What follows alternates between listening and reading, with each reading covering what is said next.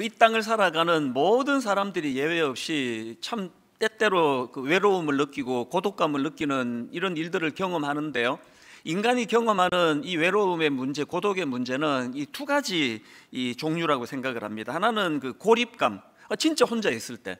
이건 제가 그 이민 생활을 끝내고 저 혼자서 이제 한국으로 되돌아왔을 때 서울 생활이 단 한 번도 해보지 못하고 낯설고, 그리고 또 모든 제 가족들은 다 미국에 있는데 저 혼자 한국에 떨어져 있을 때 이 고립감은 진짜 이게 심각한 외로움을 가져다 주는 것을 제가 경험을 했고요.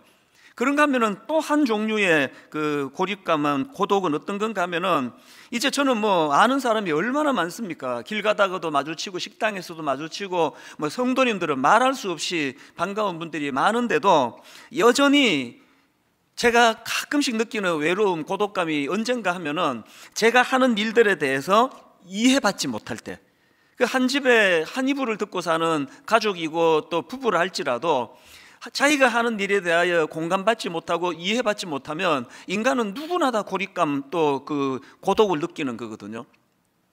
예수님께서 우리를 구원해 주시기 위하여 치르셨던 대가 지불이 엄청 많은데, 저는 그 중에 강력한 대가 지불이 바로 이 고독의 문제라 생각합니다. 수많은 사람들이 예수님을 찾으시고, 뭐 나중에는 막 다 하시잖아요. 막 지붕을 뚫고 그 중풍병자를 내려야 될 만큼 많은 사람들이 예수님을 에워싸고 있었지만, 그러나 결국은 예수님이 가시는 그 십자가의 길은 우리 겟세마네 동산에서 보지 않았습니까? 모든 제자들 결국은 주님 혼자인 거 아닙니까? 그래서 저는 참 지난 한 주간 동안 이런 내용을 다루는 말씀들을 묵상하면서 마음이 참 슬프기도 하고, 또 애통한 마음이 문득문득 찾아와서 참 이렇게 울컥울컥 눈물을 짓는 순간들이 참 많았습니다. 그 이해받지 못할 때 느껴야 되는 이 고독감, 예수님께서 가장 많이 겪으셨던 일 아닙니까? 오죽하면은 요한복음 6장 66절을 보십시오. 그때부터 그의 제자 중에서 많은 사람이 떠나가고 다시 그와 함께 다니지 아니하더라. 예수께서 12제자에게 이르시되 너희도 가려느냐? 이게 너무 슬프게 느껴지는 겁니다. 그렇게 그냥 열광하던 그 사람들이 기적을 베풀고 귀신을 쫓아내고 오병이어의 그 현장에서 열광하며 왕을 사무소서 하던 그들이 주님께서 진리의 말씀을 선포하고 가르치기 시작하시니까 다 떠나는 거예요. 오죽했으면은 너희도 가려느냐? 이 주님의 그 외로움이 묻어나는 것 같아서 제 마음에 참 슬픔이 배어 나오더라는 겁니다.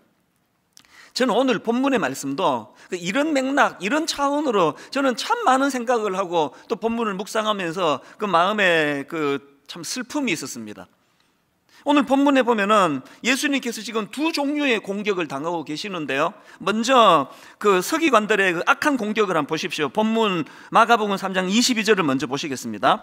예루살렘에서 내려온 서기관들은 그가 바알세불이 집혔다 하며 또 귀신의 왕을 힘입어 귀신을 쫓아낸다 하니, 이 말씀의 배경이 어떤가 하면은 바로 앞에 나오는 20절입니다. 집에 들어가시니 무리가 다시 모임으로 식사할 겨를도 없는지라. 지금 너무나 많은 환자들이 몰려오고 귀신을 쫓아내시는 일들을 하시느라고 육신이 지금 제대로 정상적인 삶을 사시지도 못하는 상황인데, 그 예수님의 한 영혼 한 영혼을 향한 열정을 보시고 말도 안 되는 모함을 하는 겁니다. 그 서기관들이 이 지금 마귀의 힘을 빌려서 이런 일을 행하고 있다.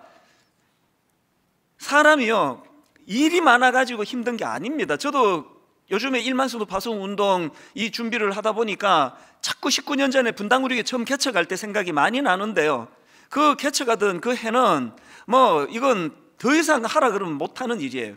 수면이 하루에 3시간, 4시간밖에 안 되고요. 그리고 그냥 막 기절한 적도 있습니다. 집에서 옷 갈아입다가 막 쓰러지고 막 이런 일들을, 체력의 한계까지 다다르는 이런 일들을 경험했는데 문제 없습니다. 꿈을 가지고 달려가고 막 열정을 쏟는 건 문제 없는데, 언제 주로 소진이 되느냐? 제가 20대 초반에 미국에 딱 이민 갔을 때 우리 누나집에 가니까 어린 조카 애들이 그 비디오 게임을 하는데, 하나가 너무 재밌어가지고 저도 누나집에 갈 때마다 이제 그 게임을 했는데, 그게 자동차 경주, 아마 옛날 분들 요즘도 하는지 모르겠습니다. 이제 속도를 내면은 막 100km, 200km, 300km, 400km 막 전속력으로 달리면요, 이게 진짜 자동차 같으면 이게 기름이 쭉쭉쭉쭉 따라가지고 이게 새로 또 주유소 가야 되는데, 이 비디오 게임은 반대예요. 속력이 나면 날수록 에너지가 자꾸 저장이 되는 겁니다. 그럼 이게 언제 따르냐? 벽에 부딪힐 때. 운전을 잘못해가지고 그 벽에 부딪히면 막 이런 그 화면이 막 요동을 치면서 이 에너지가 쑥쑥 줄어드는 그게, 저는 목회하는 내내 이게 진짜 진리다. 그 게임이 진리다. 막 교회 일 열심히 하고 충성하고 막 밤을 새고 이래서 소진되는 게 아닙니다. 옆에서 너무나 아무것도 아닌 것 가지고 시비를 걸고 모함을 하고 가짜 뉴스를 만들어 퍼뜨리고 이런 게 에너지를 소진시키지, 열정으로 달려가는 게 그게 문제가 되는 게 아니거든요. 아니 어떻게 그렇게 한 영혼 한 영혼을 온 마음을 다해 섬기고 계시는 예수님을 향해 그 서기관들이 어떻게 이런 악한 모함을 할 수가 있느냐고요. 마귀의 힘을 빌려가지고 이런 일을 한다는, 이게 너무나 큰 예수님에게 정말 인간으로 말하면 상처를 드리는 일 아닙니까? 그런데 이것보다 더 큰 상처가 뭔지 아십니까? 이런 서기관들의 악랄한 공격이 먼저 있었고, 두 번째는요, 가까운 친족들의 동조입니다. 21절, 예수의 친족들이 듣고 그를 붙들러 나오니 이는 그가 미쳤다 함일러라. 지금 이런 서기관들과 같은 악한 사람들에 의해 가지고 예수님에 대한 모함의 말들이 막 퍼져나가는데, 아니 가장 가까운 그 친족들이 그 말을 믿고, 여러분 여기 나오는 그를 붙들러 나오니 할 때 이거 헬라어로 보면은 엄청 센 단어예요. 막 거의 체포 수준에. 저도 겪어봐서 알지만요, 말도 되지도 않는 이런 이단성 교회들이 저를 모함하고 그 유튜브에 글 올리고, 그것도 물론 상처가 되지만, 이 말도 안 되는 그거를 믿는 사람들이 있는, 우리 교회 성도님 중에도 가끔이지만 그게 더 큰 상처가 돼요. 아니 제 설교 지금 수천 편이 유튜브에 올라가 있는데, 어느 설교든 골라가지고 몇 편만 들어보면 아는데, 말도 안 되는 새빨간 이런 모함의 그거를 듣고, 아니 이찬수 목사가 친동성애자라네, 이념에 찌든 무슨 목사라네, 이런 일들을 겪으면 그건 저를 진짜 낙심을 시키는 일이더라고요. 예수님의 마음이 바로 그런 거 아니겠습니까? 그래서 제가 이 말씀을 묵상하다가 이 오늘 설교 제목을 제가 다른 길 가는 자의 외로움 이렇게 잡았는데요, 결국은 이것이 주님을 참 외롭게 만드신 일이다. 그래서 이런 생각을 하면서 본문을 쭉 묵상을 제가 해왔습니다. 그래서 저는 주님의 모습을 보면서 이런 사명자들이 반드시 치러야 될 고독, 이 외로움, 이 문제가 있다는 걸 제가 인식을 하는 겁니다. 제가 오늘 본문을 묵상하다가 예전에 들었던 설교가 불쑥 떠올랐는데요, 어느 목사님이 이제 목회를 하시는데 교회에 좀 어려움이 있었나 봅니다. 일부 중직자들이, 그리고 또 일부 성도님들이 목사님을 이제 자꾸 반대를 하고, 그래서 목사님에 대한 안 좋은 소문이 막 성도님들 사이에 자꾸 이제 오가고 이러니까 이게 너무 큰 상처가 되셨나 봐요. 그래서 이제 이 문제를 목사님이 견디지를 못해가지고 우울증이 온 겁니다. 그리고 이제 불면증이 오고, 병원에 가서 약을 먹지 않으면 안 될 만큼의 상태가 막 나빠지고, 그리고 또 공황장애 증상도 있고, 얼마나 이게 고통스러웠겠습니까? 그런데 제가 그 설교를 듣다가 너무 제가 은혜를 받았던 게요, 이 말씀 묵상의 위력이 대단한 겁니다. 이 목사님이 말씀을 묵상하다가 성경 한 구절을 보고 바로 치료가 됐다, 회복이 됐다는 겁니다. 그 말씀이 바로 누가복음 6장 26절입니다. 모든 사람이 너희를 칭찬하면 화가 있도다. 모든 사람이 너희를 칭찬하면 화가 있도다. 이 목사님이 말씀을 묵상하다가 너무나 자기가 하나님 앞에 회개하고 반성했다는 겁니다. 자기는 모든 성도들로부터 인정받으려고 그런 욕심 때문에 이 병이 생긴 거 아닌가. 모든 사람이 너희를 칭찬하면 화가 있도다. 무슨 뜻입니까? 사명자들이 걸어가야 되는 길이 있는데, 그 사명자들이 걸어가는 그 길은 오해와 모함으로, 그래서 군중 속의 고독, 수많은 사람들이 자기를 에워싸고 있지만, 그러나 자기가 하는 그 일을 모함하고 또 억울한 일을 경험함으로 말미암아 그 고독한 자리에 빠지는 거, 이것이 당연히 일어나는 일이라고 수용하는 거, 이게 사명자의 자세구나. 이걸 이 목사님이 깨달았다는 겁니다. 저는 오래전에 그 설교를 들으면서 너무 그게 공감이 돼서 누가복음 6장 26절 이 말씀이 저에게도 치료의 말씀이에요. 누가 모함을 하고 그 가짜 뉴스를 만들어 올리고 그래서 막 너무 억울하고 할 때마다 모든 사람이 너희를 칭찬하면 화가 있도다. 주님을 따르는 자의 대가 지불을 하나님 잘 용납하고 수용하기를 원합니다. 그래서 저는 잠도 잘 자고 밥도 잘 먹고 이렇게 여기까지 온 거 아닙니까? 여러분, 오늘 이 본문 말씀을 통해서 우리 예수님께서 우리를 구원해 주시기 위하여 주님이 다른 길 가시는 과정에서 겪어야 했던 그 배척당하시는 그 외로움, 그 고독, 이걸 주님이 감당하셨다는 사실을 우리는 늘 기억하고, 하물며 우리 같은 종이겠느냐. 우리도 주님을 따르기 위해서 이 고독하고 외로움이 찾아오면 아, 이거 잘 가고 있구나.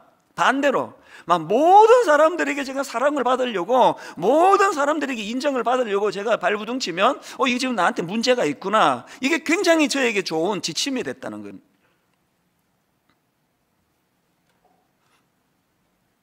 이런 맥락에서 우리가 예수님을 보면서 정말 안 되겠지만 배워야 되고 노력해야 되는 게 있는데요. 예수님은요, 막 예수님을 막 띄워가지고 칭찬하고 왕 자격이 있다 그러고 왕이 되소서 그렇다고 거기에 막 휘둘려가지고 들뜨고 흥분하고 그런 거 없으시고요. 오늘 본문에서처럼 말도 안 되는 모함을 하고 그냥 주님을 조롱하고 그냥 귀신 들렸다는 식으로 그렇게 해도 그것 때문에 또 주님은 낙심도 안 하세요.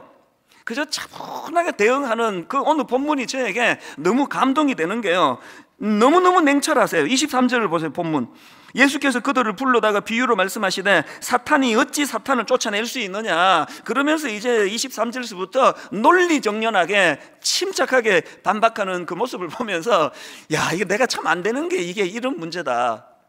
저는 저만 그럽니까? 누가 억울한 일좀 당하면 우리 흥분부터 하죠. 흥분부터. 그래가지고 일을 더 힘들게 만드는 거예요. 오늘 저는 이 귀한 예배의 자리에 나오신 여러분, 제가 드릴 수 있는 축복 중에 놀라운 축복이 이거라 생각합니다.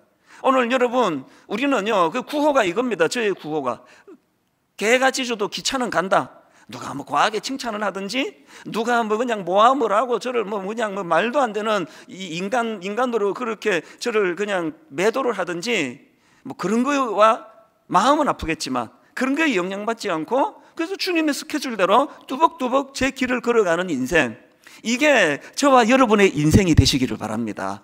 이게 오늘 본문에서 제가 주님을 뵈면서 감동하는 모습인데요. 여러분, 우리가 정말로 주님께서 보여주신 이런 딱 중심을 잡고 가시는, 더군다나 모함을 당하고 억울한 일을 당할 때 흔들리지 않기 위해서 주님이 보여주시는 모범이 하나 있는데, 그때 흔들리지 않는 도구로 주신 게 기도라는 것입니다. 사랑하는 기도하는 성도님 여러분, 기도는 사후 약방문이 아니에요.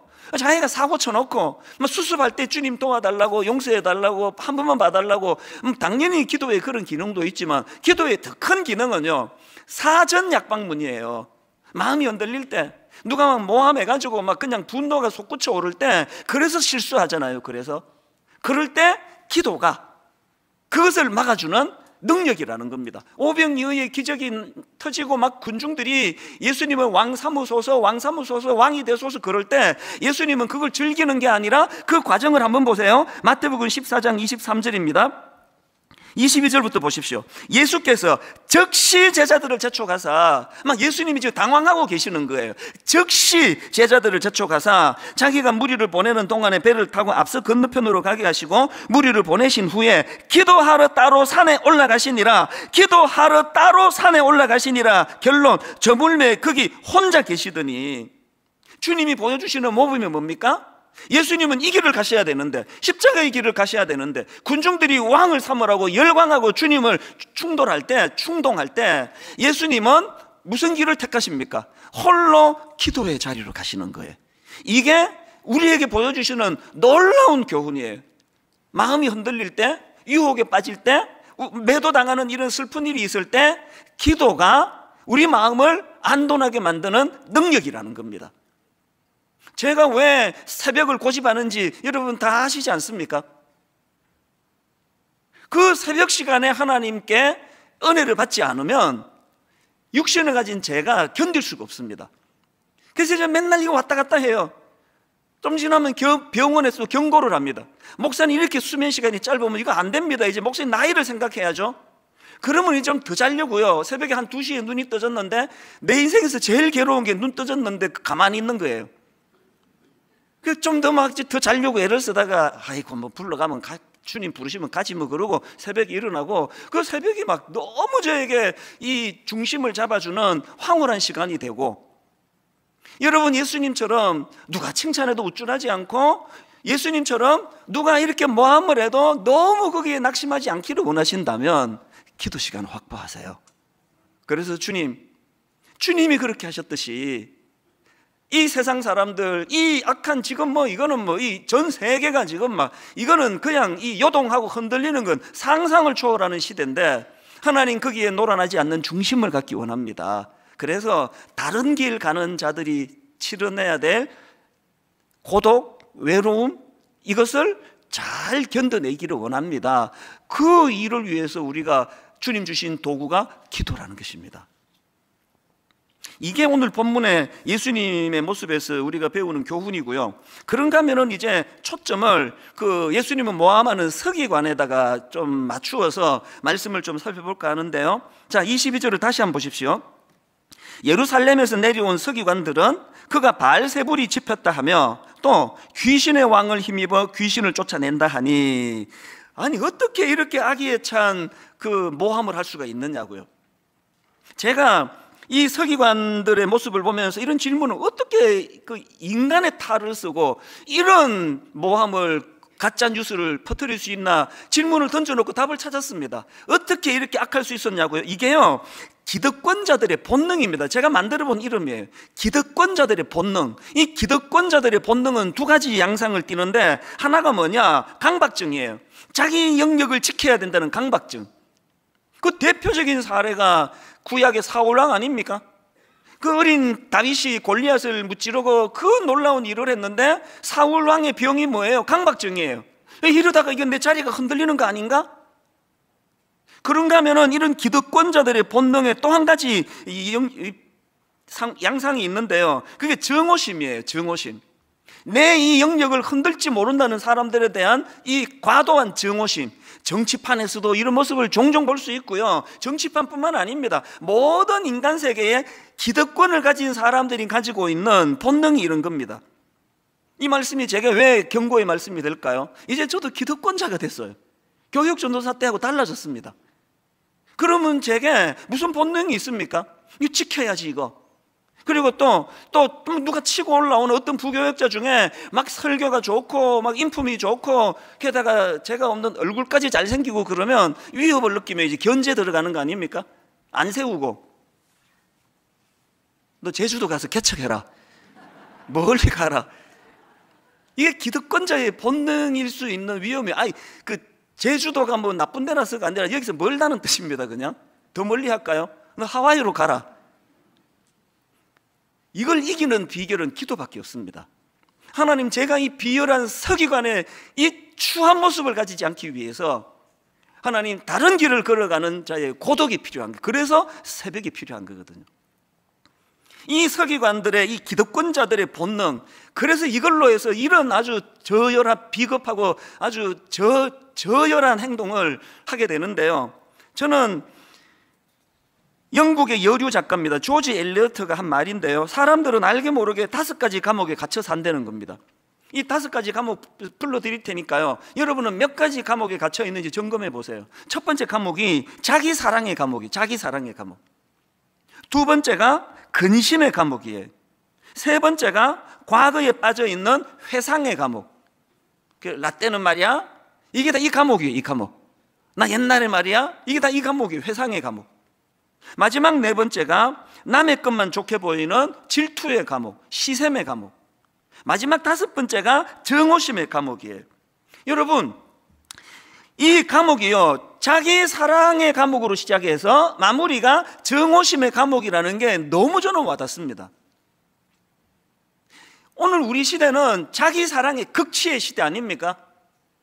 자기 목소리를 막 미친 듯이 내는 시대예요. 그런데요, 이게 어리석은 겁니다. 막 자기 사랑의 막 극치의 시대인데 이게 잘못된 사랑이에요. 이 자기 사랑이. 이제 우리 집 애들 보고 좀 이기적인 이런 행동을 하면은 내가 꼭 이야기를 합니다. 니는 제대로 된 자기 사랑 좀 해라. 제대로 된. 내가 보면 니는 니를 사랑하지 않아. 주님 앞에서 좀 제대로 된 사랑을 좀 해봐라. 이 서기관의 그 자기 사랑은 뭐 이거 못 말리는 거 아닙니까? 뭐 말로 다 할 수 없는 자기 사랑의 극치가 오늘 그래서 막 속이기까지 거짓을 가지고 퍼뜨리기까지 자기 사랑에 빠져 있는데 이 서기관은 그 자기 사랑의 감옥에 갇히는 거예요. 모든 사람들이 오신 예수 그리스도의 능력을 보고 감격하고 감사하고 기뻐. 그 지난주 제가 설교 시간에 말씀드렸잖아요. 인간이요 경이감을 잃어버리는 그 순간이 불행이거든요. 이게 자기 사랑의 감옥 방치했더니 맨 마지막에 무슨 감옥이라고요? 정오심의 감옥이에요. 오늘 이런 증상이 있으시면 아직 늦지 않았습니다. 돌이키셔야 돼요. 바로 이 기득권자들이 가진 이 본능에 사로잡혀 있던 서기관들이었기 때문에 저는 오늘 이 본문을 묵상하다가 본문의 서기관들을 통해서 하나님이 주시는 두 가지 경고를 발견합니다. 자, 첫 번째 경고가 뭐냐? 편견에서 나오는 제멋대로의 판단을 중지하셔야 됩니다. 다시요. 하나님의 경고를 저도 일주일 내내 받았습니다. 편견에서 나오는 제멋대로의 판단을 중지하셔야 됩니다. 이게 무슨 말이냐? 최근에 저는 그 마음이 흐르는 대로 이런 제목의 책, 이 책은 그 의사분입니다. 미국의 존스 홉킨스 대학교의 정신의학과 교수님인데요. 좀 대단한 분이에요. 이분이 이제 그 책과 관련한 인터뷰하는 걸 제가 영상으로 봤는데요. 한 대목이 너무 와닿았습니다. 이분이 뭐라고 말하는가 하니까 이 똑똑한 의사들이 범하는 실수하기 쉬운 게 있대요. 똑똑한 의사들이 범하기 쉬운 실수가 뭐냐? 우리 다 알지만 뭐 미국 의사나 한국 의사나 뭐 의사 그러면 뭐 공부 잘하는 거에 그 선수들 아닙니까? 거의 뭐 전교권? 그리고 또 뭐 이 의사분들은요 막 이 책을 읽으면서 가르치는 걸 소화해내는 데는 막 아주 대단한 분들이래요. 당연하죠. 그래서 의사가 된 거 아닙니까? 근데 이런 똑똑한 의사들이 가진 문제가 뭐냐 하면은요, 많은 의사들이 이제 이 자부심이 있는 거죠. 난 공부 열심히 했고 나는 이 책을 다 소화해서 내 분야에서는 나는 전문가다, 난 모르는 게 없다, 이런 생각을 갖고 있는 사람들이 범하는 실수가 뭐냐 하면은, 그리고 또 이제 환자들을 대하면은 뭐 거의 막 99.9% 대부분이 다 책에 나오는 내가 배운 거예요. 그래서 정상을 말하면 그건 이 문제네요, 정상을 말하면 그건 저 문제네요, 다 말하는데 아주 가끔씩 자기가 책에 안 나오는, 안 배운 그런 증상을 가진 환자가 찾아온다는 거예요. 그럼 우리 같은 사람은 워낙 모르는 게 많은 사람이니까 이것도 내가 모르네? 그렇게 접근하는데, 똑똑한 의사들은 무슨 착각에 빠지느냐? 내가 모를 리가 없는데, 그래서 나도 모르는 게 있구나 이렇게 받지 않고요, 환자들한테 이렇게 말하기 쉽다는 겁니다. 내가 들어보니까 당신은 별 문제 없는데, 당신은 정상인데 너무 예민한 거 아닙니까? 문제 없습니다, 이래버리기가 쉽다는 거예요. 여러분, 이분은 의사분이니까 지금 의사를 가지고 예를 든 거지만 이런 이 어리석음이 의사에게만 있습니까? 교사, 저 같은 목사, 자동차 수리하시는 분, 컴퓨터 다루시는 분, 전부 다 이 정상 아닙니까? 한 며칠 전부터 막 자동차에서 비유를 듣는 겁니다. 자동차에서 막 삑삑 소리가 나고 그래가지고 이게 불안해가지고 그 정비소에 데려다 줄 때 어떨 때 한 번씩 막 답답해 죽을 때가 쓱 둘러보고 자기 갖고 있는 기계 몇 가지 꾹꾹 찔러보고 문제 없다는 거예요. 그러면 속 터지는 거 아닙니까? 내가 지금 문제가 있어서 왔는데 내가 모르는 부분인 것 같은데요, 뭐 더 큰 데 가보세요, 더 잘하는 데 가보세요, 그래야 정상인 것 같은데, 이 똑똑한 정비사들이 가지기 쉬운 실수가 이런 거 아니겠습니까? 오늘 본문의 서기관들이 딱 그런 상황이라는 거예요.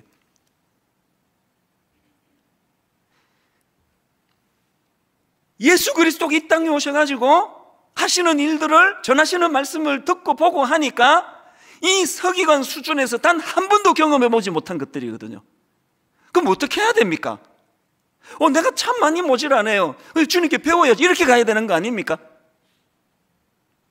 여러분, 이 땅에서 생겨나는 수많은 문제들이요, 이 편견에서 나오는 제멋대로의 판단 때문 아닙니까? 자기 생각과 다르면 다 틀린 거 아닙니까? 유튜브에 떠도는 막 수많은 그런 그 가짜 뉴스가 다 출발이 이거 아닙니까? 세상에서 제일 위험한 사람이 책 딱 한 권만 읽은 사람이라는데 계속 강조하죠. 차라리 안 읽으면 겸손이라도 하지. 모든 세상 잣대를 자기가 읽은 책 한 권으로 다 갖다 들이붙이니까 책 10,000권 읽은 사람이 다 틀린 거예요. 이게 서기관의 모습입니다. 여러분, 오늘 본문의 서기관을 통해서 하나님이 우리에게 주는 경고가 이거예요. 네가 그런 서기관 같은 증상을 가질 위험이 있다. 오늘 우리의 이 편견에서 나오는 제멋대로의 판단, 그래서 자기가 모르는 증상을 가진 환자가 오면 더 겸손히, 저는 그 의사분께서 인터뷰하면서 그 진아영 교수가 존스 홉킨스 의사 얘기를 하더라고요. 세계 최고의 실력을 갖춘 의사들이라고 자부하는 미국의 존스 홉킨스 의사들이요, 이 한국 교수분이 들어가 있는 그 그룹의 의사들을 보니까 종종 이런 말을 한대요. 우리가 아는 게 별로 없다. 앞으로 더 많이 연구해야 된다. 무슨 뜻입니까? 점점 그 의술의 세계를 들어가면 들어갈수록 내가 아는 거는 빙산의 일각에 불과하다. 이걸 자각해 가는 게 이게 진짜 의사라는, 실력 있는 의사. 정말 실력 있는 목사는요, 딱 하나만 알아요. 내가 정말 무지하다는 걸 아는 게 그게 실력 있는 목사라고 생각합니다. 그래서 우리는 주님을 모함하고 귀신 들려서 이렇다, 귀신의 그 마귀가 시켜서 하는 일이다, 이런 식으로 어긋장 놓지 말고 겸손히 그분께 무릎 꿇고 정말 영적으로 내가 모르는 게 많다는 걸 인정하는, 그게 지혜로운 인생이라고 생각합니다. 그런가 하면 두 번째로 본문을 통해서 얻을 수 있는 경고가 하나 더 있는데요, 이것은 이 성령님을 근심하게 하는 위험한 짓이라는 걸 자각해야 돼요. 이게 뭡니까? 자, 29절 30절을 보십시오. 이 둘을 통으로 읽으셔야 됩니다. 누구든지 성령을 못 오가는 자는 영원히 사하심을 얻지 못하고 영원한 죄가 되느니라 하시니, 이는 그들이 말하기를 더러운 귀신이 들렸다 함이러라. 이 성령을 못 오가는 자는 영원히 사하심을 얻지 못한다. 이건 제가 초등학교 때부터 교회에서 들었던 이야기예요. 그래서 저는 이 말씀을 굉장히 두려워했습니다. 이게 용서받지 못하는 죄가 있다 그러니까. 그게 이번에 제가 다시 한번 이게 얼마나 이게 우리가 무지한 거를 다시 한번 깨달았습니다. 그런 뜻이 아니에요. 이게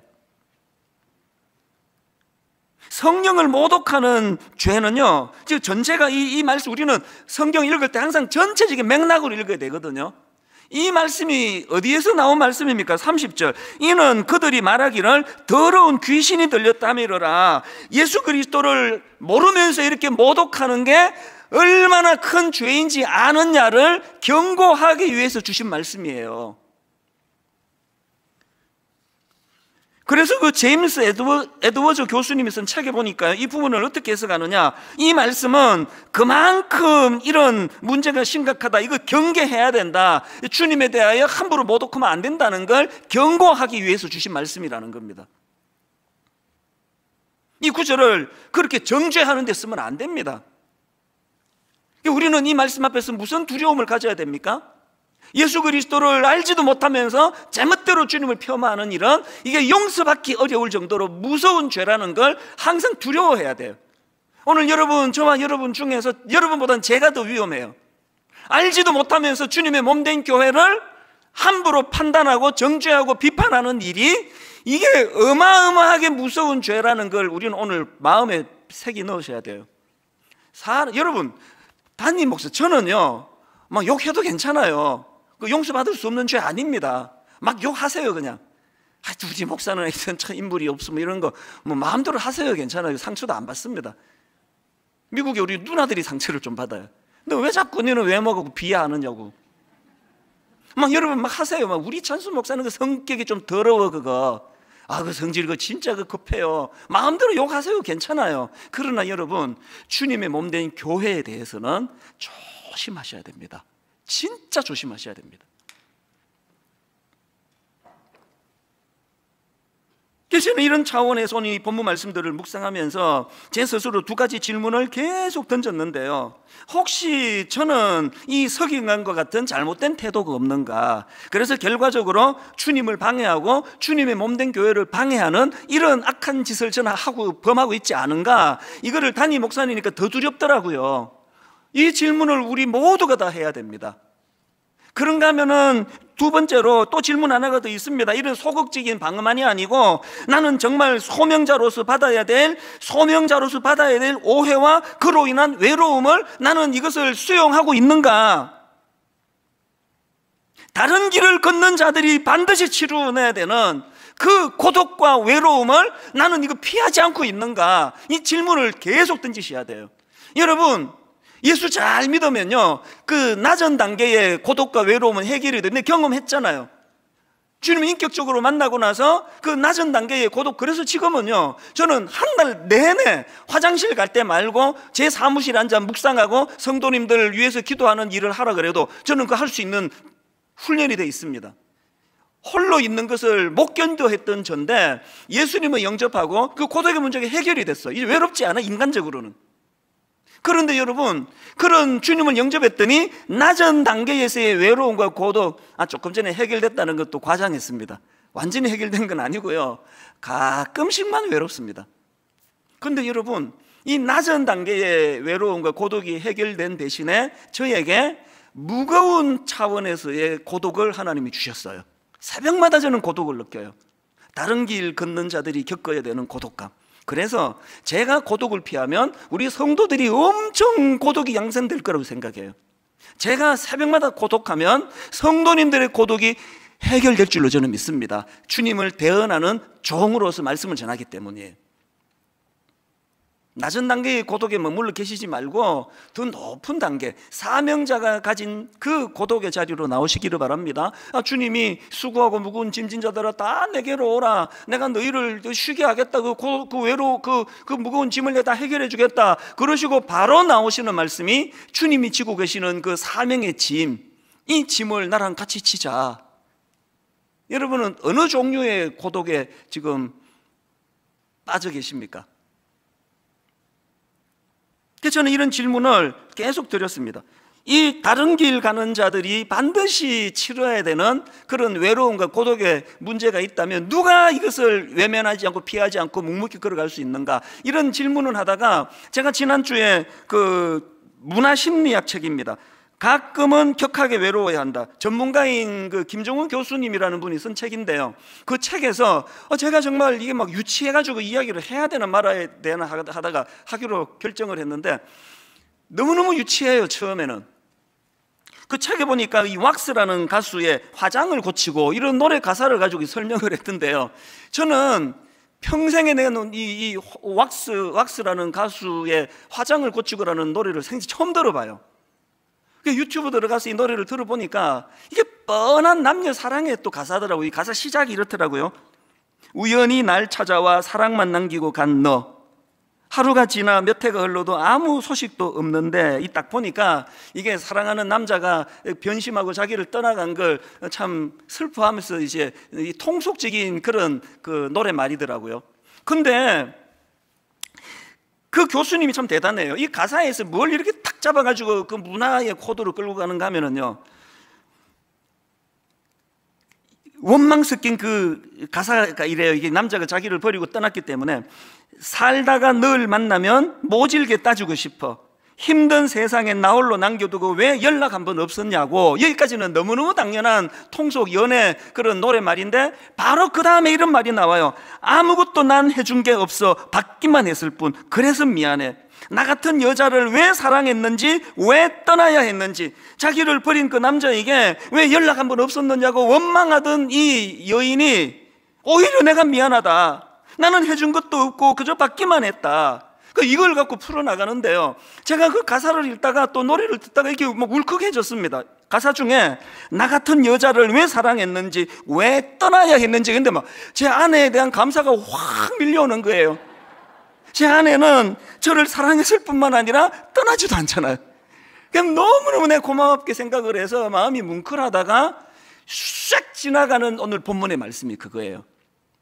이 가사가요, 나 같은 여자를 왜 사랑했는지, 이게 이제 제가 한 주 내내 오늘 본문을 묵상하다 보니까 갑자기 나 같은 죄인을 주님이 왜 사랑하셨는지, 그러면서 그 주님이 저를 사랑해 주시기 위하여 대가 지불이 이런 수모와 모함과 억울한 일을 다 감수하시는 일이었다는 이 대목에 막 이제 안에 생각하고 좀 막 장난기 이러다가 갑자기 울컥해지는 거예요. 지난 한 주 내내 제가 요즘에 이제 봄이 돼가지고 또 열심히 이제 걷고 있는데요, 그러면서 이 노래를 들을 때마다 눈물이 나오는 거예요. 나 같은 죄인을 왜 사랑하셨는지. 그렇게 하고 있는데 지난 금요일 날 우리 순장반 녹화를 하는데요, 우리 담당하는 조정한 목사님이 찬양 인도를 하는데 은혜 아니면 나서지 못하네, 이 한 대목이에요. 이 뭐라고 표현해야 될까요? 저는 저런 찬양을 부르면, 은혜를 찬양하면 가슴이 뜨겁고 감사가 나오고 그래서 눈물이 나고 그랬는데 신비로운 감정을 경험했습니다. 너무 가슴이 저미어 오는 거예요. 이 은혜 아니면, 이 한마디를 주님이 만들어내시기 위하여 그 서기관들의 말도 되지 않는 모독을 감수하시고 주님이요, 판 한번 엎으셔버리고요, 이제는 내 질려버렸다, 내가 상종을 하고 싶지 않다, 그렇다고 끝내셨으면 우리 구원은 없는 거 아닙니까? 십자가에서 그 군병들의 엄청난 조롱과 핍박을 주님이 흥분하셔가지고 그냥 좀 내려와 봐라, 네가 하나님의 아들이면 십자가에서 내려오라고 그랬을 때 주님이 그걸 못 견뎌가지고 확 내려가 버리시면 우리 구원은 없는 거 아닙니까? 그래서 제가 금요일 날 은혜 아니면 나 서지 못하네, 이 한 대목에서 마음이 확 무너져 버렸어요. 그래서 너무 마음이 저미어 오는, 결론을 맺으면서 지난 한 주 내내 또 저를 눈물 짓게 만든 그 작품 하나를 제가 보여드리려고 하는데요. 여러분 그 뭉크라는 분 아시죠? 미술의 뭉크, 그 절규라는 그림 그 아시죠? 그죠?